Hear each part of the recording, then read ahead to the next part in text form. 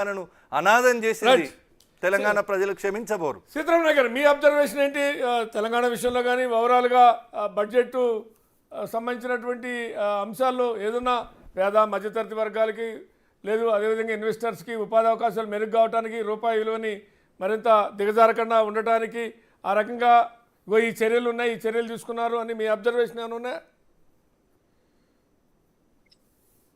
Budget అన్నది మీకు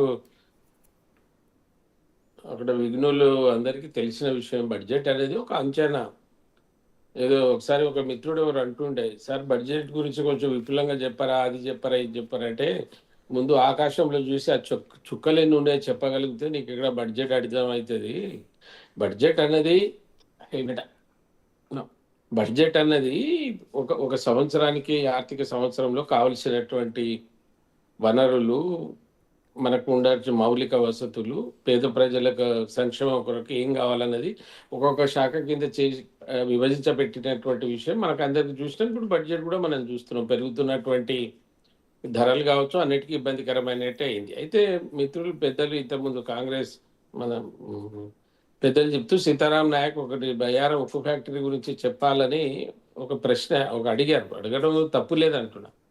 sir ఈ బయ్యారంలో 1,20,000 ఎకరాల ల్యాండ్ ఎవరిచ్చింది సార్ బయ్యారంది? అప్పుడు రాజశేఖర్ రెడ్డి గారే కదా. అప్పుడు అయినా గుర్తుండాలి కదా. ఇవన్నీ అనుకుంటే ఎట్లా, మనం అవి కాదు. నాకు ఒక్కటి చెప్పండి, 42 మంది ఎంపీలని ఇచ్చినాం. పాపారావు గారు మీకు గుర్తుండాలి ఇది.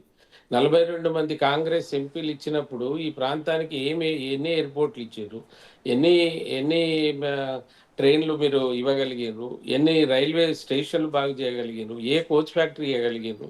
ఇక్కడ జంగారెడ్డిని గెలిపించారు, పీవీని ఊడగొట్టారని ఇక్కడ ఉన్నటువంటి ఎయిర్పోర్ట్ కోచ్ ఫ్యాక్టరీ తీసుకోపోతుంది కదా సార్.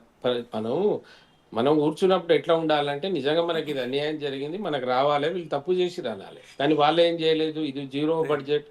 తెలంగాణ రాష్ట్రం ఇవన్నీ తప్పులు జరిగినాయని తెలంగాణ రాష్ట్రాన్ని ఇచ్చింది కాంగ్రెస్ పార్టీ. తర్వాత ఏం ఉద్ధరించారో అది చెప్పండి. అది చెప్తున్నా కదా. ఉమ్మడి రాష్ట్రంలో అన్యాయం జరిగినందుకే కదా పివి గారు మనం తెలంగాణ కాదండి. ఇవన్నీ ఎవరు ఇచ్చిండ్రు? ఇప్పుడు ఎయిర్పోర్ట్ రాలే.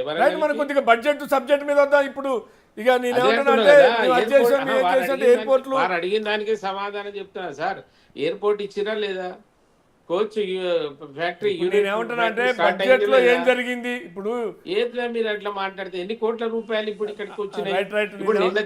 ఎయిర్పోర్ట్ రాగానే ఇప్పుడు ఏం అయిపోదు, కానీ ఎయిర్పోర్ట్ రాగానే ఎయిర్పోర్ట్ ఉరికని ఒక ఎయిర్పోర్ట్ ఇచ్చామంటే దానికి స్థలం వీళ్ళు కేటాయించాలి, దానికి తయారు కావాలి, చాలా ప్రాసెస్. దానివల్ల నేను ఏమంటున్నా అంటే మనకి ఒక ఎయిర్పోర్ట్ డౌట్ పివి గారు మీరు ఒక డౌట్ రైజ్ చేశారు. అందరికి 12 lakhs వరకు ఏదైతే వేతన జీవులు ఉన్నారో వాళ్ళకి 4 లక్షలు ఉన్నది. 4 నుంచి 8 లక్షలకు 5% ఉన్నారు. పోయినసారి ఇక్కడ వెంటనే లెక్క కడతారు మిత్రులు, వెంటనే లెక్క కడతారు. ఎందుకంటే మన జీవితం అంతా ఉద్యోగాలు ఇస్తే దాని మీదనే ఉంటుంది కనుక.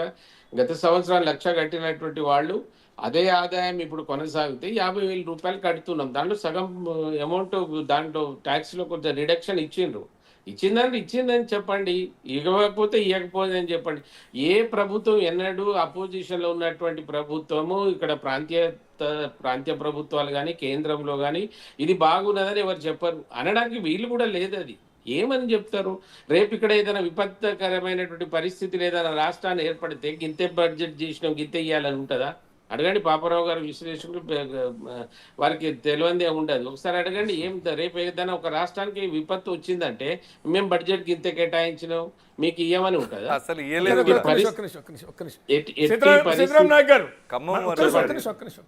మీకు తెలుసు విపత్తులు వస్తే ఎంత అడుగుతున్నారు, ఎంత ఇస్తున్నారు, కేంద్ర బృందాలు వచ్చి అంచనా వేసిపోయినాయి. మొన్న మీ దగ్గర కూడా మహబాద్ కానీ ఖమ్మం కానీ చాలా విపరీతమైన నష్టం జరిగినాయి. కేంద్ర బృందాలు రికమెండ్ చేసిన దాంట్లో 50% అయినా ఇచ్చారా? ఇచ్చింది కదండి. ఎంత వాళ్ళు ఎంత రికమెండ్ చేశారు, ఎంత ఇచ్చారు? నేను ఏమంటున్నా అంటే మీరు అన్నారో దానికి చెప్తున్నా. నేను కూడా మీరు అన్నదానికి అట్లా ఉంటుందా అంటే అట్లా కూడా లేదు అంటున్నా.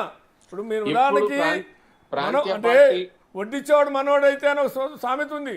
అది కూడా కొంత పని చేస్తుందా లేదా రాజకీయాల్లో అంటే వాస్తవాలు మనం పంపించేది ఉంటుంది సార్. చారణ ఖర్చు అయితే బారాని ఇమ్మంటే ఆయనకి ఎందుకు ఇస్తాడు? నీ ప్రభుత్వమే ఇక్కడ నా ప్రభుత్వం ఉంటే నా ప్రభుత్వాన్ని నమ్మగలుగుతా అంటాడు. ఉన్నది కదా అది. ఇవాళ నువ్వు 10 రూపాయలు అయితే 20 రూపాయలు అడుగుతున్నావు. వాళ్ళు ఎంత కావాలో అంత వాళ్ళకు ఉన్నటువంటి ఇంటెలిజెన్స్ కావచ్చు, వాళ్ళ దగ్గర ఉన్నటువంటి సోర్స్ను బట్టి అయితే ఇస్తున్నారు కదా శ్రీనివాస్ గారు.